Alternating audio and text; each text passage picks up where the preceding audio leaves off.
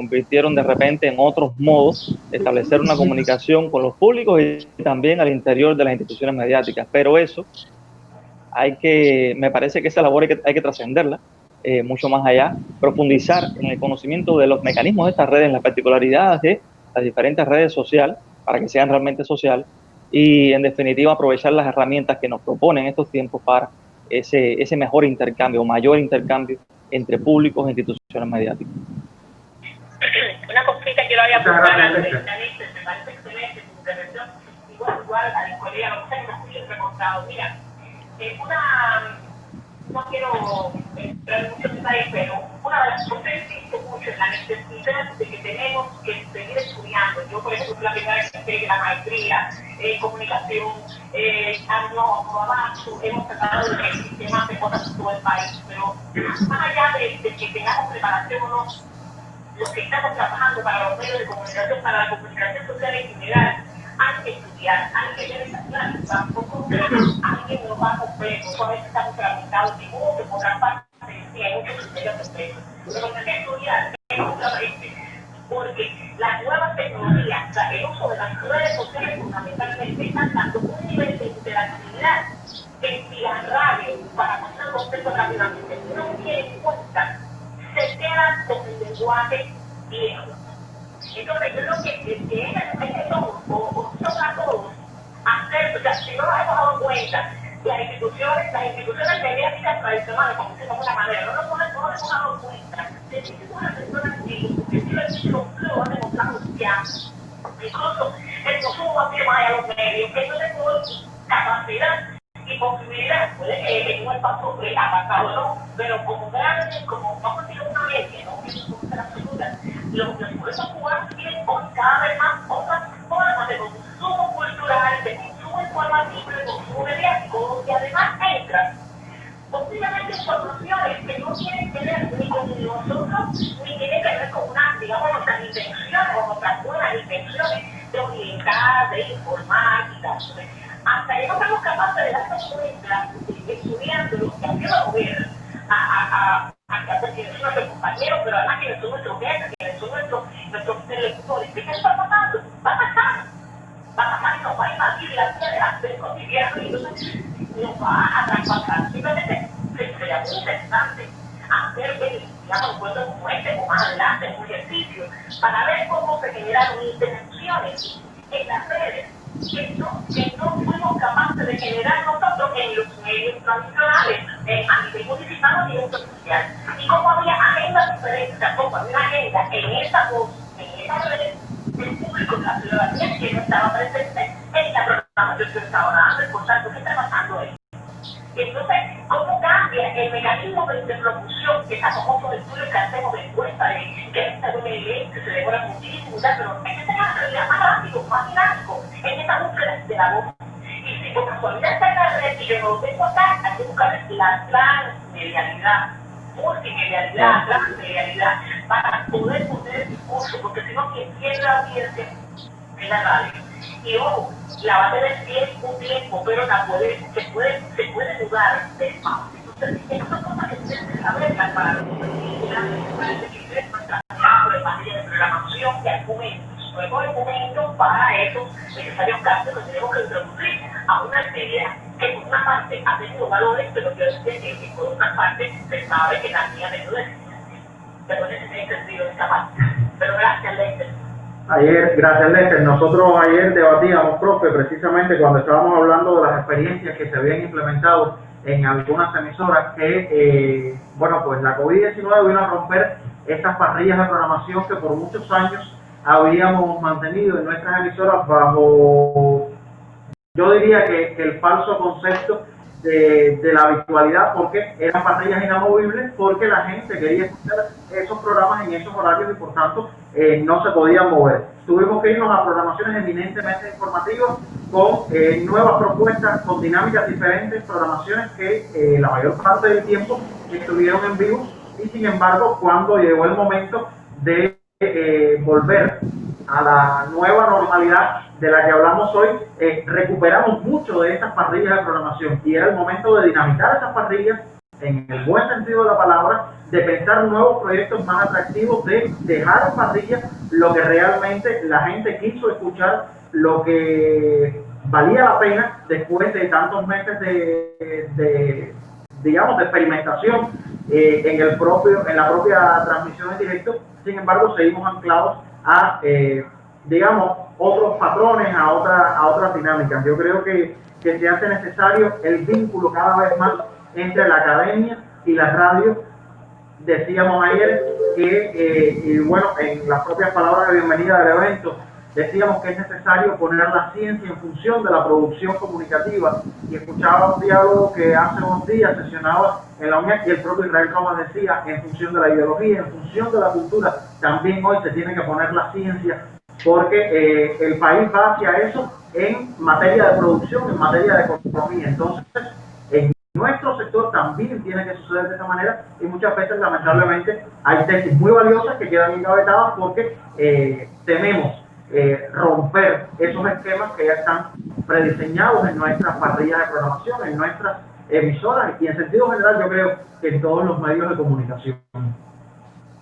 Totalmente de acuerdo, y además creo que es importante, por ejemplo, la academia no es así solamente en las investigaciones que hacen en la universidad. Esto que ustedes están haciendo ahora, que está haciendo un ejercicio, que implica acercamiento, que da un frente nuevo conocimiento. Los conocimientos no solamente llegan porque estamos estudiando una carrera, porque tenemos una maestría, porque llegan todos los días porque somos capaces de leer, de incorporar, de discutir. Yo creo que este es un evento que necesito dar una sugerencia, que está generando un debate muy interesante que en su relatoría final tiene que tener propuestas y recomendaciones para la toma de decisiones, porque lo cierto es que cada vez más hay que ser conscientes de que los receptores, vamos a decir receptores, no me gusta la palabra, pero esos actores para los que están trabajando, porque son actores que actúan, que tienen comportamientos, ese actor social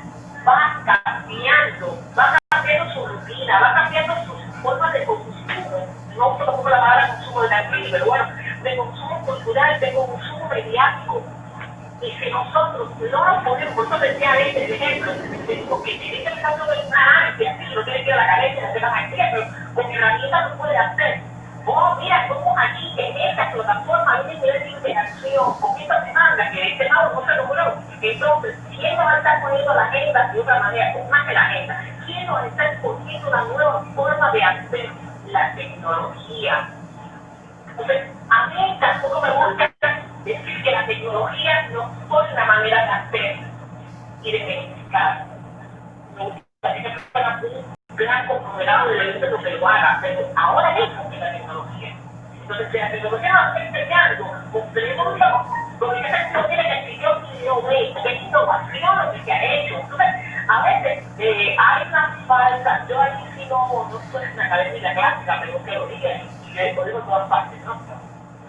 Hay innovación y no es innovación científica clásica, o sea, ustedes hicieron innovaciones en su partida, porque hicieron cosas nuevas, porque las experimentaron, porque tuvieron resultados, bueno, pero ¿cómo eso? Ahora no se va a tener en cuenta, vamos a la discusión, vamos al enriquecimiento, vamos a dar los argumentos, y el argumento que tiene que ver con que para que lleguen abajo, y aquí no quiero entrar en ningún tipo de proceso que no está discutido, de discusión. Aquí yo me debo, para aquí yo trabajo, ¿entiendes? Yo tengo que trabajar para un público, para una acción social que tiene necesidades, que se está moviendo en diferentes tesiduras.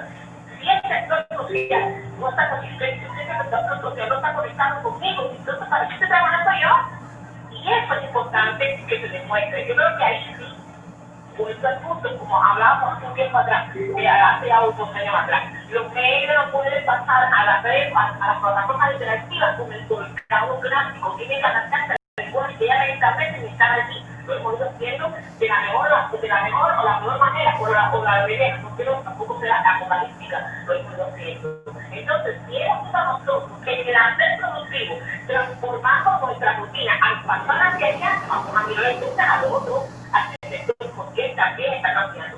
Es más, entender que él hoy es un actor que produce comunicación. Ojo, yo no estoy diciendo que la boca como yo, ni que nada como yo, de la calidad que tiene que tener, pero también, bueno, Entonces hay que ver aquí muchos efectos, y por eso decía que es importante, es interesante que todas estas experiencias que ustedes están sacando de este taller, cuando hagan su relatoría, lo tengan en consideración y lo hagan trascender a las autoridades correspondientes para que se entiendan, porque el conocimiento no solamente se genera hoy desde una academia, de una maestría o diploma o un doctorado, se genera también en estos espacios donde todos están, por ejemplo, como ustedes jóvenes y pueden estar dialogando, conversando, desde que se cambian los puntos de vista. Aquí yo tengo un know-how que lo tengo teórico, lo tengo aplicado, pero el mío no lo tiene, lo tiene usted, lo tiene esta, lo tiene Franco, o sea, cada uno ha acumulado, y eso sería decirse, aunque usted está presente, el conocimiento está solamente en los aprendizajes, está también en los másteres, y los másteres no se pueden una cara,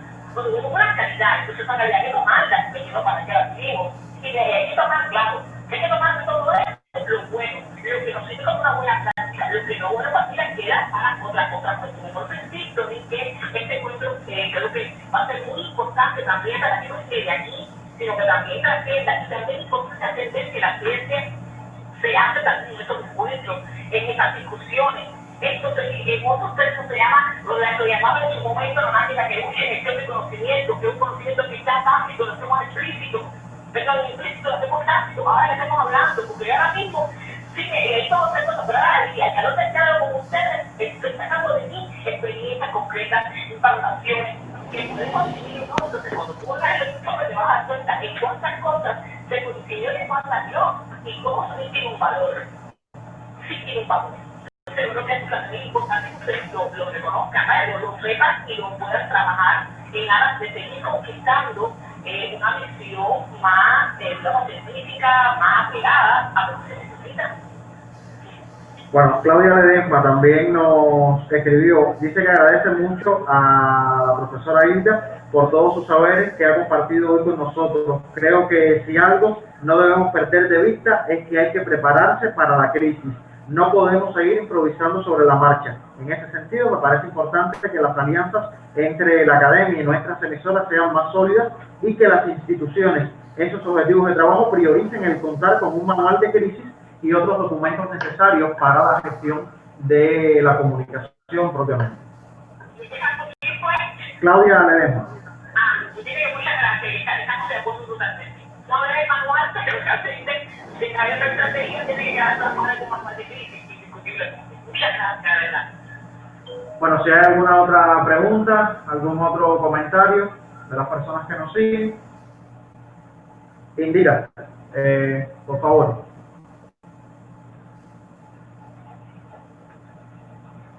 Un momento. Buenos días a todos. Primero agradecer a la profesora, porque además de ser mi profesora en la universidad, hoy nos ha dado una excelente muestra de todo lo necesario que es la preparación para poder enfrentar las crisis que nos llegan a la puerta de los medios de comunicación cuando tenemos alguna situación de salud, climática o cualquier otra que pudiera ocurrir. Y lo cierto es que pienso que esta es una experiencia súper valiosa para tiempos venideros en los medios de comunicación en Cuba, porque también nos hemos dado cuenta de que hay que romper barreras, de que no hay contenidos tabúes para trabajar en los medios, que solo teniendo una gran seriedad y un gran compromiso con el periodismo, tú puedes abordar cualquier tema que realmente esté latente y le interese a las audiencias, y que esas agendas que están constituidas o que a veces nos llegan a nuestras manos para que hagamos cosas que ya están preconcebidas o pensadas de una manera que quizás no es con los estándares o con las posibilidades que ofrece la comunicación hoy en día, deben romperse definitivamente en los modelos de medios en Cuba. Nosotros debemos también pensar en la espontaneidad que tiene hoy la comunicación y tenemos que retroalimentarnos constantemente de las audiencias, y a partir de las audiencias es la única forma que nosotros tenemos de crear nuestras agendas. Es decir, nosotros podemos tener contenidos que querramos colocar, pero si seguimos sin contar con esas audiencias que han demostrado durante la COVID que realmente son capaces de incluso formar contenidos que nosotros no hemos sido capaces de presentar en nuestros medios, si no tenemos en cuenta las audiencias, probablemente nunca nuestros medios sean la primera fuente de información para las personas. Sin embargo, durante la COVID eso se consiguió, que las personas confiaron nuevamente en los medios en Cuba, en los medios que hacemos hoy los jóvenes y las personas que también ya tienen muchísima experiencia, y creo que eso es algo que no podemos dejar de vista, es decir, que no podemos dejar de preservar para el futuro y para otros temas. La agenda hay que construirla desde la gente y desde lo que realmente le interesa a la gente, sea cual sea el tema que nosotros necesitamos abordar. No podemos seguir teniendo en cuenta que no vamos a hablar de esto, que no vamos a decir esto, que imagínate tú si podemos decir esto o no. Todo se puede decir, lo que hay que hacerlo de forma inteligente y de forma coherente y con total apego a la verdad y con total apego a lo mejor del periodismo, que gracias a la formación de las personas que hoy están en nuestros medios, lo tenemos de este lado. Gracias, Indira, por tu intervención. Y, bueno, profe, ¿alguna consideración al respecto? Totalmente de acuerdo. Yo voy a hacer un apunte a lo que plantea Indira. En el periodismo general, no me voy a solamente para en Cuba, existe la tendencia de la creación de agendas. O sea, la agenda técnica, bueno, los que son periodistas la estudiaron y no voy a hacer ahora una presentación al respecto. Siempre los medios de comunicación públicos, privados en general, tienen su nivel de relación con instituciones y tal, van a tener siempre una agenda que crear y responder. Eso nosotros tenemos que saber, porque además es así. Lo que pasa es, y es la única crítica, y si nosotros siendo con mentira, es que lo que no se puede desbalancear.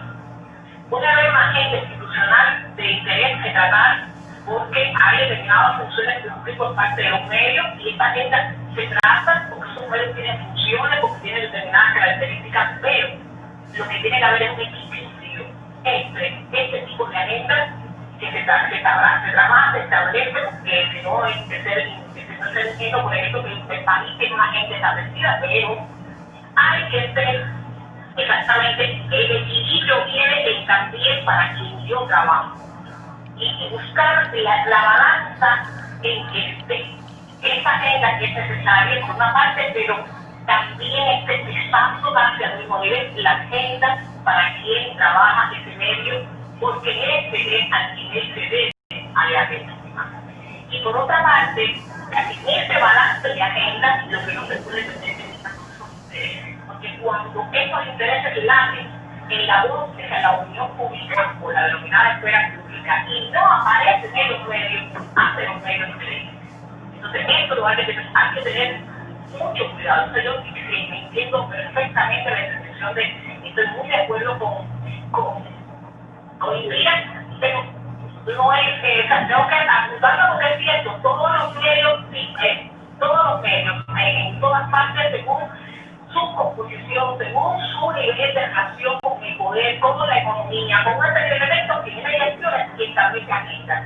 Lo que pasa es que no puede desbalancearse de la agenda pública, porque si no se hace un medio poco creíble. Entonces, si se logró en medio de la poner en la agenda los puntos, incluso institucionales, porque muchas veces la información que se ponía era información, vamos a decirle, institucional, oficial, etc.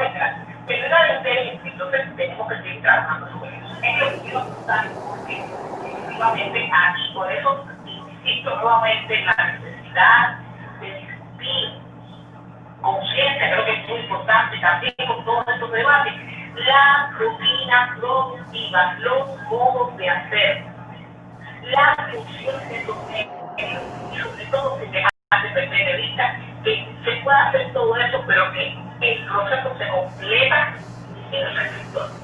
Si el receptor, que no se llama así, o ese actor otro al que yo me debo, no se conecta conmigo, no estamos haciendo nada. Eso es lo que quiero cerrar.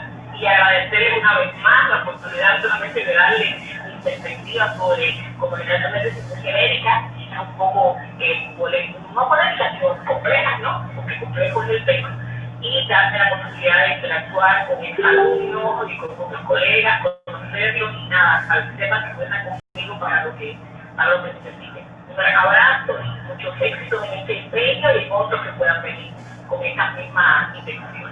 Muchísimas gracias a usted, profe, por compartir este tiempo con nosotros y bueno, pues la invitación siempre para poder dialogar, para poder generar otros espacios que a lo mejor pudiéramos estar pensando en el transcurso del año, porque la Vuelta Abajo es un evento que realizamos siempre en el mes de noviembre. Tuvimos que pasarlo este año a partir de la situación epidemiológica en Pinar del Río, pero siempre lo hemos pensado como un proceso en el que cerremos ciclos cada mes de noviembre. El año pasado hablábamos de estrategias de comunicación para redes sociales, y qué útil fue todo lo que hablamos el pasado año en que casi que tuvimos que volcarnos a las redes sociales. Así que yo creo que logramos esa visión de proceso que va cerrando ciclos, así que pudiéramos estar generando otros espacios de debate en el transcurso del año. Gracias a usted, profe. Sabemos que tiene la agenda apretada, así que le estamos pues agradeciendo una vez más e invitándole siempre a regresar.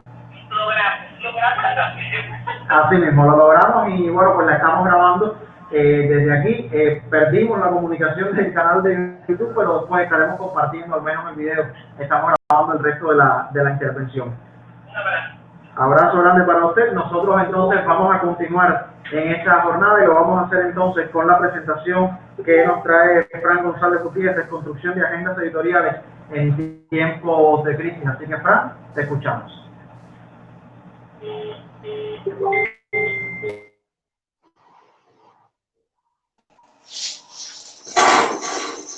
Bueno, ojalá que se escuche todo bien.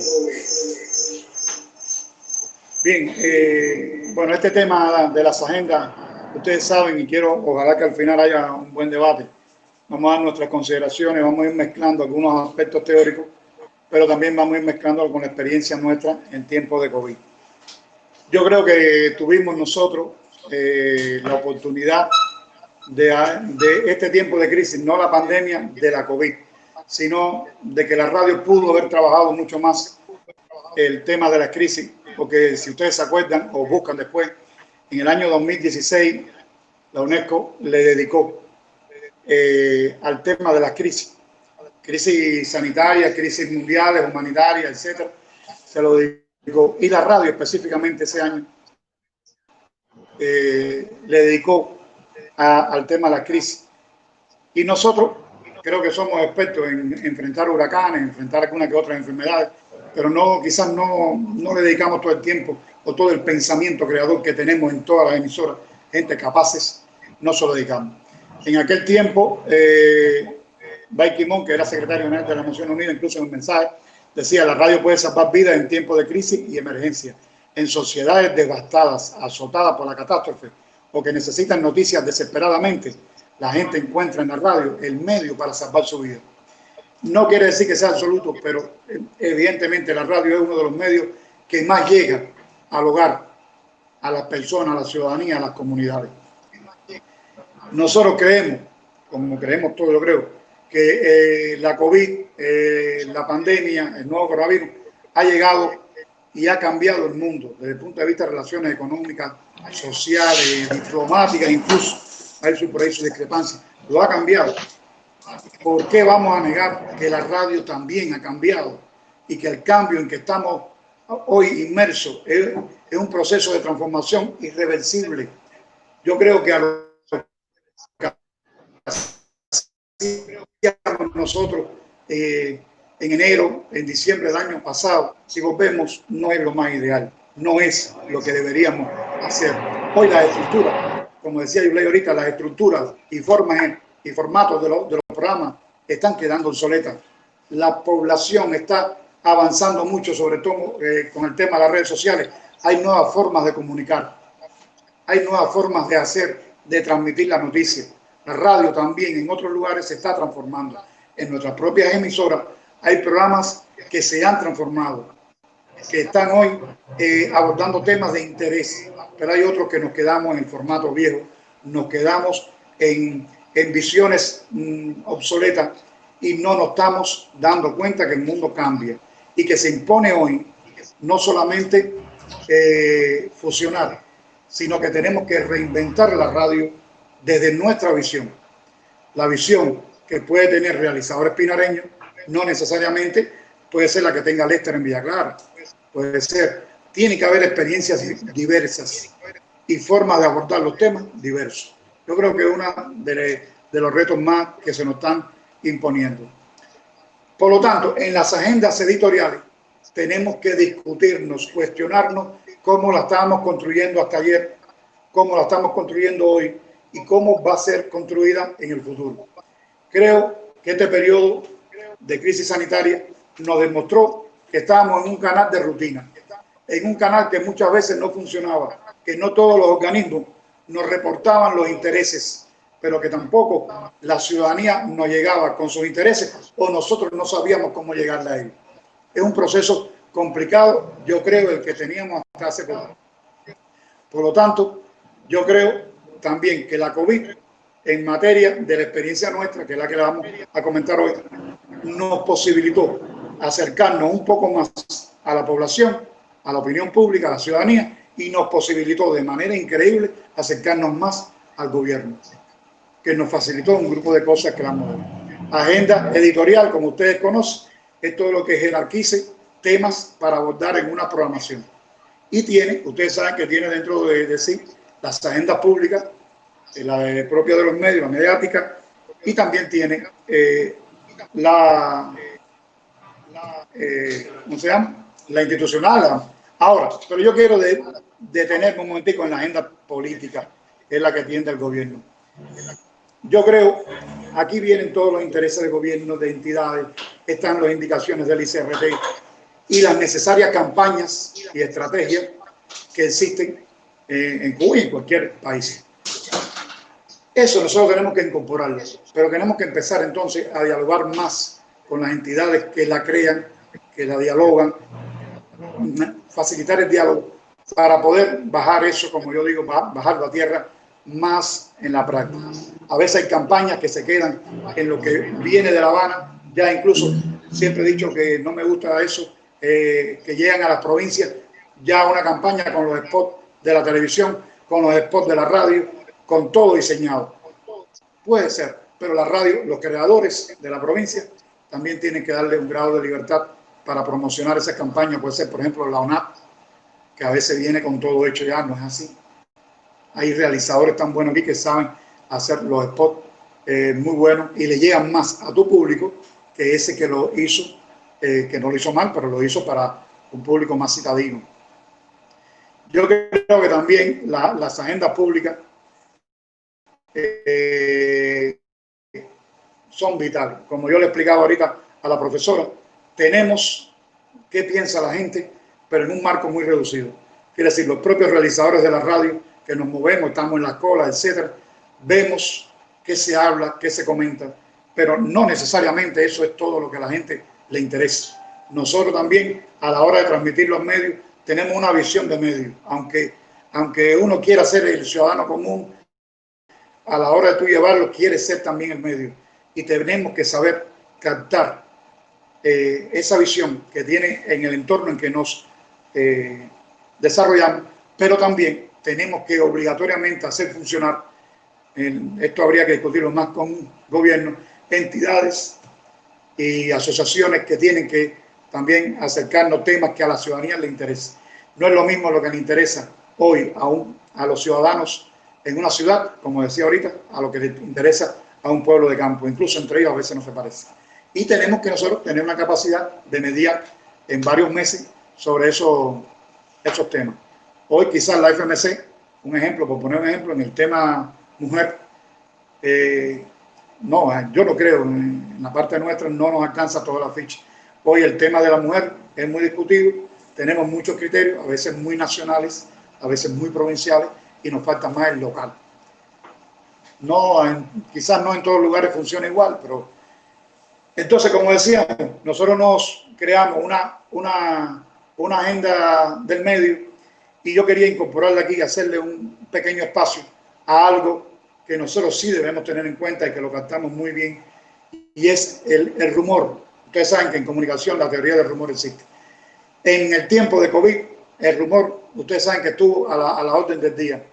Ustedes saben que se generó de todo tipo de comentarios y creencias, personas vestidas de médicos dando criterios, soluciones, cómo tomar limón, agua caliente, ustedes se acuerdan, etcétera. Y la población, caballero, cree eso. Por lo tanto, le corresponde a los medios tener una prioridad con los temas de rumor en tiempos de crisis. ¿Cómo nos va a llegar eso? Miren, nos va a llegar, eso sí lo podemos un poco que captar nosotros, porque está la relación personal, como decía ahorita la profesora, pero también están lo que publican los medios, pueden ser extranjeros, independientes cubanos independientes, a veces por los correos, etcétera. Pero siempre es boca a boca, la gente se comunica mucho con los rumores. Y los rumores tenemos que saber captarlos, porque en los rumores a veces hay todo falso, pero también los rumores a veces expresan una necesidad de los públicos, de algo que quiere que llegue, o algo que necesitan, y tenemos que saber captar. Pues nosotros habíamos hablado aquí a veces que la gente dice, a partir del lunes aquí van a distribuir el pollo. Mira, eso es un rumor, pero tú tienes que captar que la gente necesita el producto. Por lo tanto, quizás la radio no tiene que ir a desmentir el rumor, pero sí promocionar que comercio pueda informar la distribución que está haciendo en determinado, por municipio, o por área de comercio, no sé, para poder ir trabajando el tema. Por lo tanto, yo creo que el rumor no siempre todo es falso y a veces, si lo despreciamos, estamos despreciando el acceso a las preocupaciones públicas inmediatas de las personas. Ahora, creo que aquí viene ahora el reto de que comenzamos a emplear nosotros. Por ejemplo, en Pinar del Río, el consejo editorial se divide o se forma por los jefes de departamento, los coordinadores, están los subdirectores, comunicaciones, el grupo metodológico, etcétera. La experiencia nos dio que tenía que venir más los artistas. Quiere decir, los grupos creativos tenían que sumarse al consejo. Era la única manera en que uno podía proyectar temas, planificar temas y hacerlo más cercano a la obra del artista. A partir de aquí ahora, entonces comenzamos nosotros a enfrentar un periodo, ustedes recuerdan, final de marzo, yo creo que nos cambió. Recuerden que todos, yo no creo que poca gente estuvo fuera de ese miedo, de ese pánico. Recuerden que la COVID no habían tantos casos, pero todos estábamos un poco tensos. Incluso tensos por todo, porque desconocíamos la pandemia que se nos avecinaba, información. La propia ciencia no tenía todas las informaciones en la mano. Los periodistas tuvieron que incorporar temas, no siempre tenían toda la información, la tenían parcial o incompleta en la mano, pero de pronto tuvieron que empezar a incorporar términos. Ustedes recuerdan en los brotes como incidencia, prevalencia, los casos sospechosos, los casos probables, los casos confirmados, las tasas. Eso no era común en nuestro periodismo, pero tampoco en la locución, en el tratamiento de los temas. Y lograr este ritmo, lograr todo, captar todo esto y llevarlo a la radio, nos impuso un tema a trabajar, y era un ritmo acelerado, un ritmo coherente, tratar. Creo que los artistas hicieron, me parece una proeza, porque se adaptaron muy rápido en medio de, vuelvo y repito, de condiciones adversas. Recuerda que tuvimos que sacar de la emisora a un grupo importante de artistas, periodistas y técnicos, quizás por la edad, por enfermedad de base, y tuvimos entonces que casi que trabajar con el 50% o menos del potencial artístico creador de las emisoras. Y entonces aquí fue donde apareció este nuevo reto para las agendas. En el caso de la radio pinareña, creo que logramos algo que, como decía ahorita, no lo logramos antes, y fue captar o recibir una ayuda más directa de la Secretaría de la Gobernación del Gobierno. Creo que ese departamento que atiende la comunicación en todas las entidades se puso en función nuestra. El Consejo de Defensa Provincial y la Dirección Provincial de Salud aprobó tener en nuestra emisora un médico permanente para explicar todo este tema desde el punto de vista de la epidemia.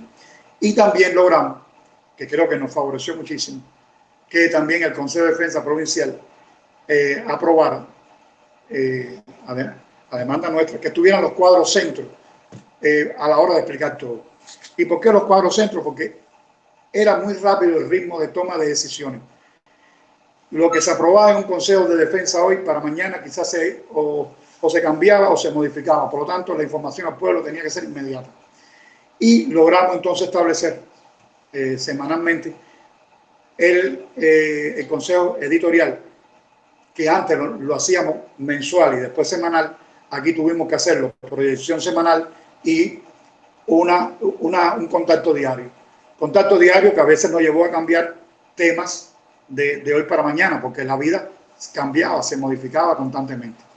Y esto nos ayudó mucho también tener todo este parque, yo digo, de personas, de voces autorizadas de salud y voces autorizadas desde el punto de vista de los que dirigían las entidades y gobiernos, que en su gran mayoría, no decir todas, creo que cumplieron con el rol que ellos tienen y le rindieron cuenta constantemente a la audiencia.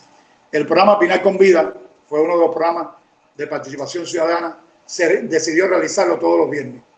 Aquí participaba el presidente del Consejo de Defensa provincial, el vicepresidente y el director municipal provincial de salud, pero también directores convocados de entidades y empresas.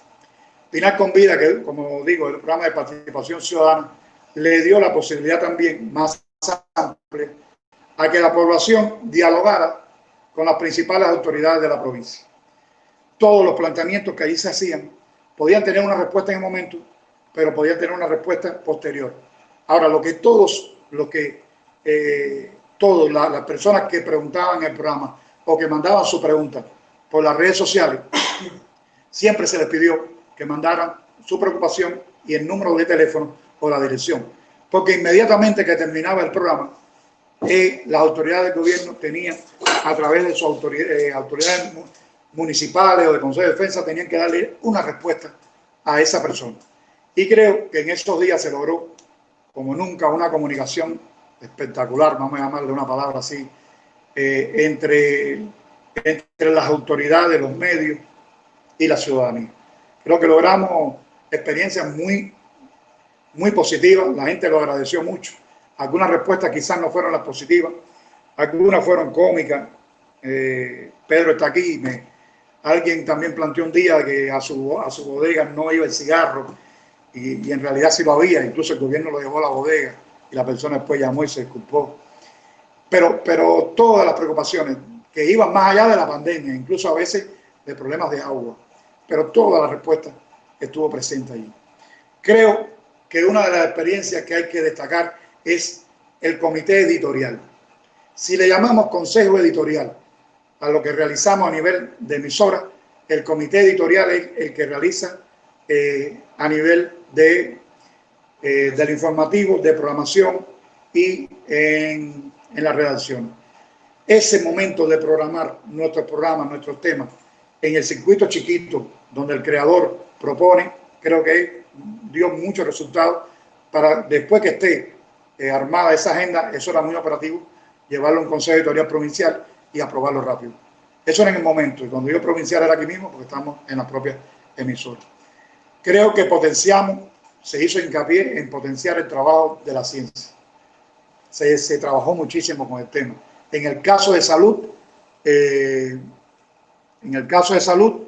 creo que también no solamente fue todo, fue medicina general integral, epidemiología, todas los aristas. Pero eso también posibilitó las relaciones con los periodistas. Los periodistas lograron, no vamos a hablar de eso tanto, pero logramos, nosotros decimos que lo dividimos en dos grupos, los que se quedaron en casa por alguna razón y ayer vieron la experiencia del AINE desde Consolación, que yo creo que tuvo una de las experiencias más bonitas y más tensas. El AINE porque siempre trabajó desde su casa, tenía una niña pequeña y hizo una cobertura muy buena sobre la primera comunidad declarada en cuarentena, que fue la Camilo Cienfuegos, pero después la propia área urbana de Consolación, en un segundo momento, también se declaró en cuarentena. Y ella, ese trabajo desde su casa, creo que le ha dado una experiencia, y él lo mostraba y decía su experiencia, y le ha dado la posibilidad de también compartirla con los demás. Y también hubo un sector periodístico, como en muchos lugares, que a través de la relación con salud y también del gobierno, pero también la posibilidad que tuvo de ser arriesgado porque la radio también tiene que salir, no arriesgado en arriesgar la salud, sino en las ideas, en la parte creativa, de salir a realizar trabajo en, como uno dice, en zona roja, en hospitales. Aquí se entrevistaron los médicos que estaban en la terapia intensiva. Entrevistamos a los pacientes confirmados y positivos en las salas de los hospitales, todo vía telefónica. Se establecieron contactos, los médicos podían mandar videos con ellos. La única paciente grave en un primer momento en Pinar del Río, una vez que salió de la terapia, fue rápidamente, las imágenes fueron captadas por el doctor Rafael y las entrevistas con el doctor Rafael desde antes. Esa persona que estaba grave tuvo un parte diario en la radio con el doctor Rafael, cómo iba evolucionando, cómo iba. Y creo